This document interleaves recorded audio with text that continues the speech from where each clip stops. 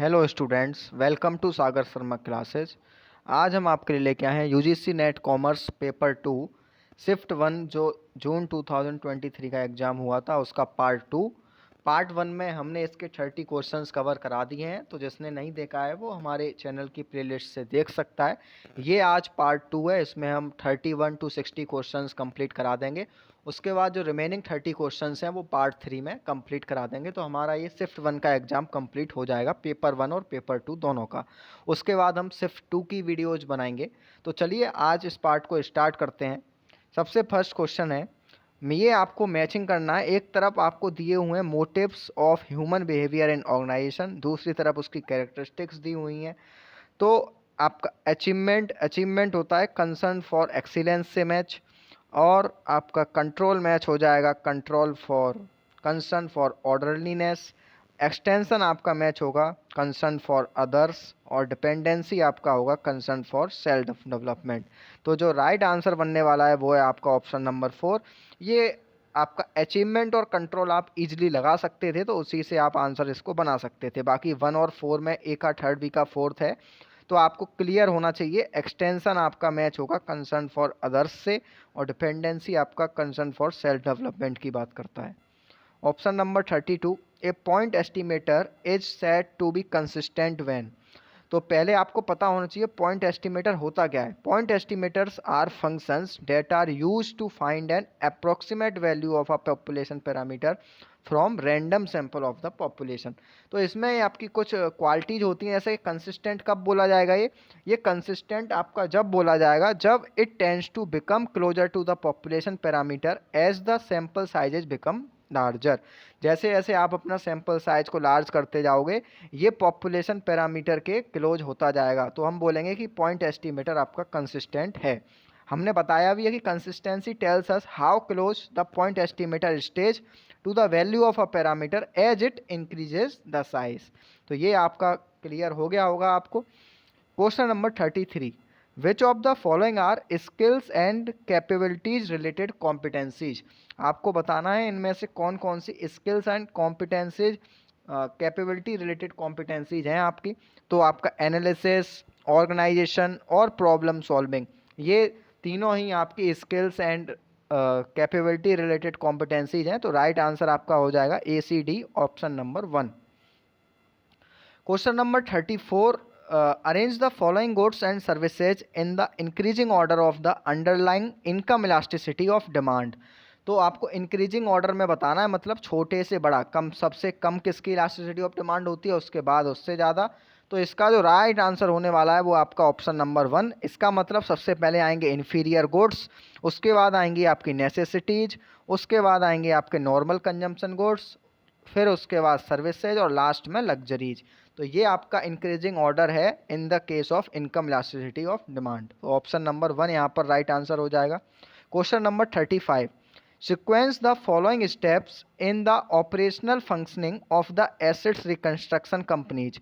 जो आपका SARFAESI act है, जो कि नॉन परफॉर्मिंग एसेट्स से रिलेटेड होता है, उसमें आपकी ऑपरेशनल फंक्शनिंग का स्टेप आपको बताना है रिकंस्ट्रक्शन कंपनीज के केस में। तो इसका जो राइट आंसर होने वाला है वो है आपका ऑप्शन नंबर 2। सबसे पहले क्या करेंगे, बाई लोन, क्योंकि कोई भी व्यक्ति है वो सबसे पहले लोन बाई करता है of bank at a discount. उसके बाद आप क्या करोगे, ये क्वेश्चन नंबर 35, ऑप्शन नंबर 2 है यहाँ पर राइट आंसर। उसके बाद आप सिक्योरिटी रिसिप्ट बैंक को इश्यू करते हैं, उसके बाद कैरी आउट द रिकवरी, उसके बाद हम चार्ज 2% मैनेजमेंट फ़ी, और लास्ट में मेक पेमेंट टू बैंक। तो ये आपके स्टेप्स होते हैं of the asset reconstruction company in the case of operational functioning. Question number 36, which committee has recommended a comprehensive framework of reform in the insurance sector. तो उस committee का नाम था जो इंश्योरेंस सेक्टर में रिफॉर्म लेके आई थी, मल्होत्रा कमेटी, जो कि 1993 में फॉर्म हुई थी। Question number 37, which one of the following is a fully owned subsidiary of RBI। RBI की फुली ओन्ड सब्सिडरी कौन सी है। तो इसमें से जो ऑप्शन नंबर 4 है IFTAS, Indian financial technology and allied services, ये आरबीआई की एक फुली ओन्ड सब्सिडरी है। बाकी और भी 4 फुली ओन्ड सब्सिडरी हैं, वो कौन कौन सी हैं? Deposit insurance and credit guarantee corporation of India, भारतीय रिजर्व बैंक नोट मुद्रण private limited, reserve bank information technology private limited, Indian financial technology, ये तो अभी बता ही दिया हमने, इफ्ताज और रिजर्व बैंक इनोवेशन हब। तो ये काफ़ी जगह कॉम्पिटेटिव एग्जाम में क्वेश्चन पूछा जाता है, fully own subsidiaries of RBI. तो आपको पता होना चाहिए कौन कौन सी 5 फुली ओन सब्सिडरीज हैं आरबीआई की। नेक्स्ट क्वेश्चन 38, ये आपको हैरी फेंडल इंडेक्स वैल्यू दी हुई है और उसका मार्केट टाइप आपको बताना है।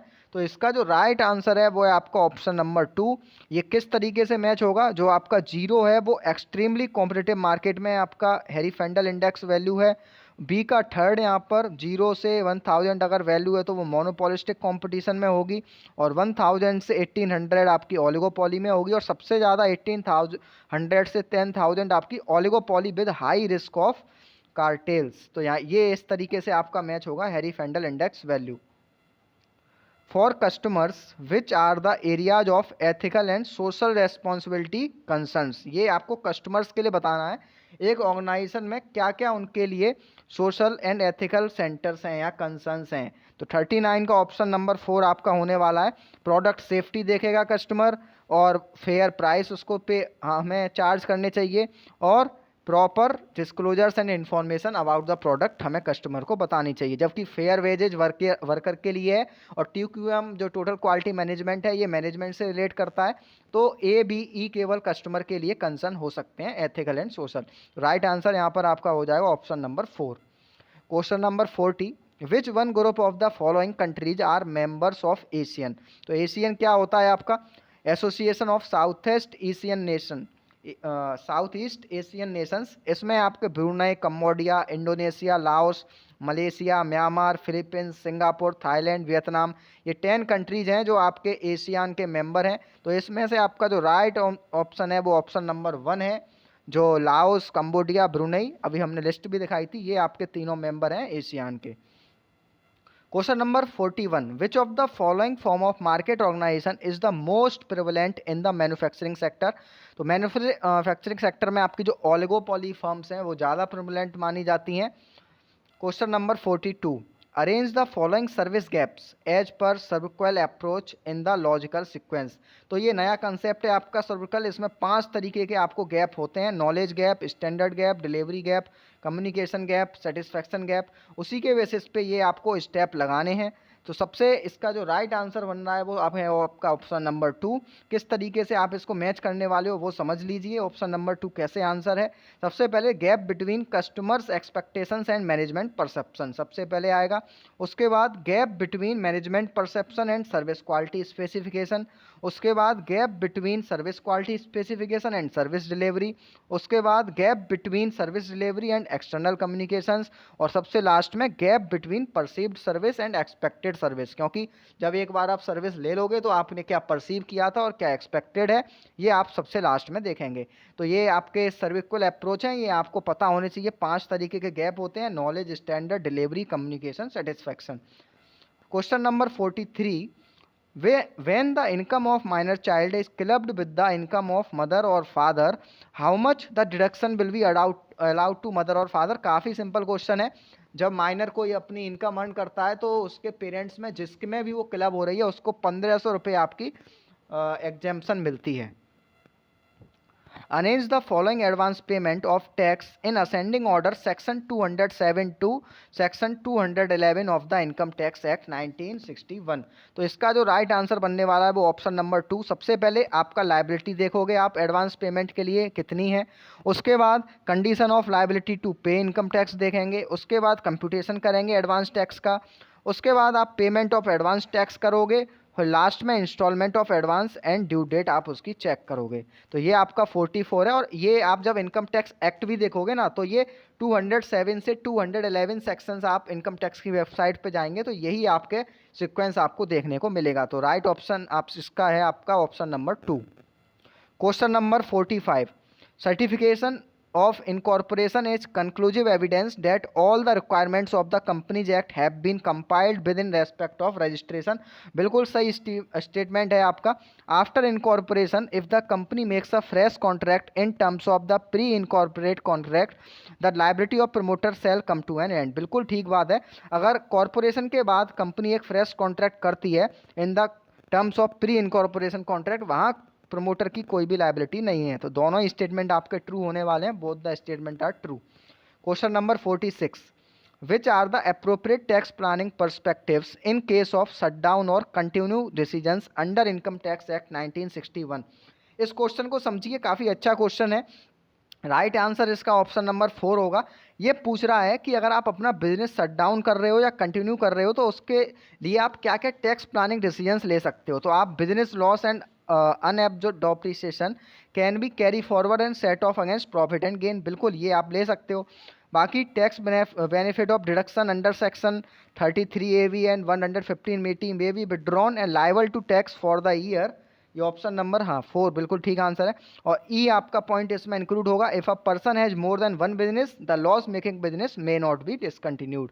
तो ये कुछ आपके टैक्स प्लानिंग डिसीजंस हैं जो आप ले सकते हो appropriate tax planning perspectives. According to the theory of contestable markets, vigorous competitions can take place even among few sellers if। ये फिलअप आपको बताना है। तो इसका जो राइट आंसर है वो आपका ऑप्शन नंबर 4, मतलब if the entry into the market is absolutely free and exit from the market is entirely costless. ये एक बिल्कुल नया कंसेप्ट पूछा गया आपसे, थ्योरी ऑफ कंटेस्टेबल मार्केट। अगर आपको पता नहीं है तो आप इसको नोट कर लें और भविष्य में आगे के लिए याद रखें। ऑप्शन नंबर 4 यहाँ पर राइट आंसर होने वाला है। Question number 48, experimental treatment in research design signifies which of the following. काफ़ी सिंपल क्वेश्चन है। एक्सपेरिमेंटल रिसर्च जिसमें इंडिपेंडेंट और डिपेंडेंट वेरिएबल होते हैं और जिसमें हम इंडिपेंडेंट वेरिएबल को मैनिपुलेट करते हैं, ना कि डिपेंडेंट को। तो ऑप्शन नंबर 2 यहाँ पर राइट आंसर हो जाएगा, manipulating independent variable. Question number 49, optimal capital budget of a firm is reflected by intersection point of. तो ऑप्टिमल कैपिटल बजट जहाँ पर आपका इंटरसेक्शन पॉइंट होता है investment opportunity curve and marginal cost of capital curve, जहाँ ये intersect करते हैं वो बोलते हैं कि कंपनी का ऑप्टिमल कैपिटल बजट है। ऑप्शन नंबर 3 यहाँ पर राइट आंसर हो जाएगा। Question number 50, a population has a mean of 200 and a standard deviation of 50। Suppose a sample random sample of size 100 is selected, then the probability that the sample mean will be +-5 of the population mean. इनको किस तरीके से solve करते हैं, आपको mean भी given है, standard deviation भी गिवन है और एन मतलब सैंपल साइज भी गिवन है आपको। तो आपको म्यू पता पड़ गया, मतलब मीन है आपको 200, तो आप स्टैंडर्ड एरर पहले आपने निकाला SD/√n, तो ये आपका आ गया 5। तो स्टैंडर्ड एरर को जो भी मीन है उसमें +-5 करेंगे तो 195 और 205 आ जाएगा।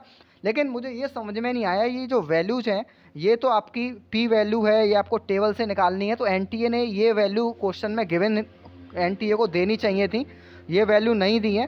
तो इस वजह से वैसे राइट आंसर आपका 0.6826 है, लेकिन ये वैल्यूज कैसे कंप्यूट होंगी इसका कोई आइडिया नहीं है। इस तरीके से आपको ये क्वेश्चन अप्रोच करना था। Question number 51, total return for an equity stock during a year was 12.5%। ये आपको नॉमिनल रेट ऑफ रिटर्न दे रखा है 12.5 और आपको इन्फ्लेशन रेट भी दे रखा है 3.5। आपको रियल रिटर्न बताना है। तो रियल रिटर्न का सिंपल सा फॉर्मूला होता है आपका 1 plus nominal rate upon 1 plus inflation rate -1। इसको आप सॉल्व करोगे तो जो आपका राइट आंसर बनेगा 8.70। आप कर सकते हैं, अगर फिर भी डाउट है आप हमसे पूछ लीजिएगा, आंसर यही आने वाला है 8.70। आंसर 8.69 समथिंग आएगा, लेकिन आप उसको 8.7 मान सकते हैं। A box plot is a graphical summary measures of data that displays. ये पहली बार क्वेश्चन पूछा गया है बॉक्स प्लॉट से रिलेटेड। तो बॉक्स प्लेट आपका मीन और मोड को छोड़ के जो क्वार्टाइल्स और मीडियन है उनको शो करता है। तो राइट आंसर आपका BCD होने वाला है, मतलब ऑप्शन नंबर 3, जहाँ CDB ऑप्शन आपके अवेलेबल है। फर्स्ट क्वार्टाइल, मीडियन और थर्ड क्वार्टाइल ये बॉक्स प्लॉट आपका शो करता है। ये आपका बॉक्स प्लॉट हमने लगाया भी हुआ है, ये आप देख सकते हो। फर्स्ट क्वार्टाइल, मीडियन और थर्ड क्वार्टाइल आपको शो किए हुए हैं। तो ये बॉक्स प्लॉट आपका शो करता है। Question number 52, the person is liable to penalty and prosecution. अगर वो टैक्स इवेजन करता है तो उसको पेनल्टी और प्रोसिक्यूशन भी किया जा सकता है। तो ए का थर्ड ऑप्शन बनने वाला है और 53 का जो राइट आंसर बनेगा वो आपका 3 है। Tax is reduce by taking advantage of loop holes, तो लूप होल्स आपका होता है टैक्स अवॉइडेंस, सीधे सीधे मिल जाएगा ये। Main M is compliance with legal formalities, तो लीगल फॉर्मेलिटीज आपका टैक्स मैनेजमेंट से मिलेगा। और it is a guide in decision making, ये आपका टैक्स प्लानिंग हो जाएगा। तो 53 का जो राइट आंसर है वो है आपका option number 3।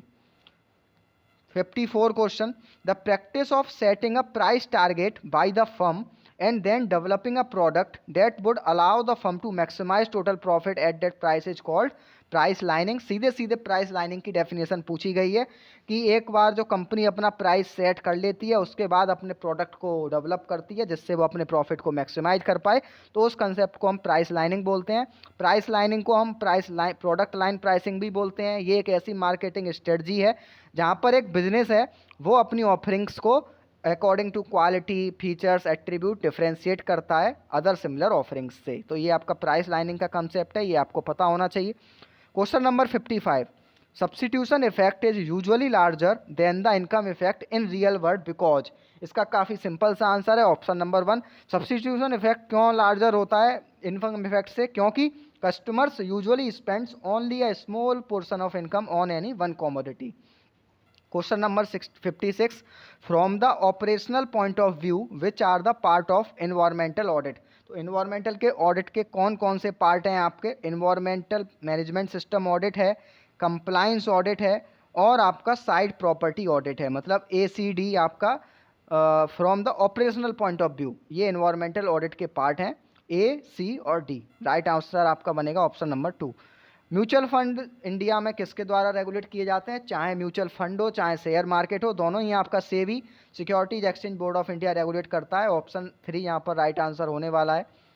Question number 58, a multinational company can use which prices to create profits in low tax regimes and loss in high tax regimes, तो जहाँ पर आपकी ट्रांसफ़र प्राइसिंग है, ये ट्रांसफ़र प्राइसिंग आपकी जनरली जो मल्टीनेशनल कंपनी है, transnational company है, वो यूज करती हैं। वो क्या करती हैं कि जो लो टैक्स रेजाइम कंट्री हैं वहाँ पे ह्यूज प्रॉफिट्स अर्न करती हैं और जो हाई टैक्स रेजाइम्स हैं वहाँ पे लॉस शो करती हैं, तो वो आपके ट्रांसफ़र प्राइसेस के थ्रू होता है। Question number 59, when a partner retires all the assets and liabilities are revalued according to current value, बिल्कुल सही बात है। जब भी कोई पार्टनरशिप में पार्टनर रिटायर होता है तो there is a account, this is called revaluation account is prepared. Second statement, the balance sheet should show the correct value of assets and liability. Correct value की जगह अगर करेंट वैल्यू होता तो ये शायद आपस में रिलेट कर सकते थे, इसलिए आंसर भी आपको ऑप्शन नंबर 2 दिया गया है कि दोनों ही करेक्ट हैं, लेकिन RA का आपका करेक्ट एक्सप्लेनेशन नहीं है। क्वेश्चन नंबर लास्ट इस वीडियो का, क्योंकि फिर जो 61 से 90 हैं वो पार्ट 3 में आएंगे और आपका शिफ्ट 1 का एग्जाम है वो कंप्लीट हो जाएगा। Which is the legal framework governing the RRB, regional rural bank को कौन सा लीगल फ्रेमवर्क इंडिया में गवर्न करता है? तो एक तो इसका जो एक्ट है RRB एक्ट 1976 और जो सुपीरियर एक्ट है बैंकिंग रेगुलेशन एक्ट 1949, दोनों ही RRBs को गवर्न करते हैं। तो राइट आंसर आपका option number 1 A and D हो जाएगा। तो यहाँ पर इस वीडियो में इतना ही। आशा करते हैं आपको क्वेश्चन समझ में आए होंगे। अगर फिर भी कोई डाउट है तो आप कमेंट सेक्शन में या हमसे टेलीग्राम ग्रुप में जुड़ के बात कर सकते हैं। अगर वीडियो पसंद आया हो तो वीडियो को लाइक और कमेंट करके ज़रूर बताएं और चैनल को सब्सक्राइब ज़रूर करें। धन्यवाद।